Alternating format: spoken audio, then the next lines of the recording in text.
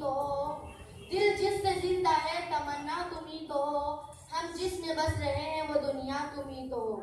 सब कुछ तुम्हारे वास्ते पैदा किया गया, सब कुछ तुम्हारे वास्ते पैदा किया गया, सब गायतों की गायते उला तुम ही तो हो। दुनिया में रहमते दो जहां और कौन है, दुनिया में रहमते दो जहां और कौन है, ए ताजदार तैयबा बता तुम ही तो हो। बिरादराने मिल्लत मशकता शरीफ बाबुल मौजूदात में ये रिवायत मज़कूर है कि एक अंसारी का ऊँट बिगड़ गया, यानी पागल हो गया। लोगों ने आका मौला हुज़ूर सल्लल्लाहु अलैहि वसल्लम को उस अम्र से आगाह किया। जब आपने उस ऊँट के पास जाने का इरादा किया तो लोगों ने आपको उस ऊँट के पास जाने से रोका और कहा, या रसूल अल्लाह, ये ऊँट लोगों को दौड़कर कुत्ते की तरह काट खाता है।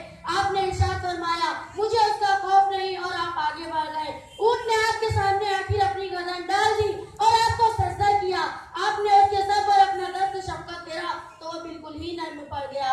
आपने उसे पकड़कर उसके मालिक के हवाले कर दिया और इरशाद फरमाया कि खुदा की हर मखलूक जानती है और मानती है कि मैं अल्लाह का रसूल हूँ।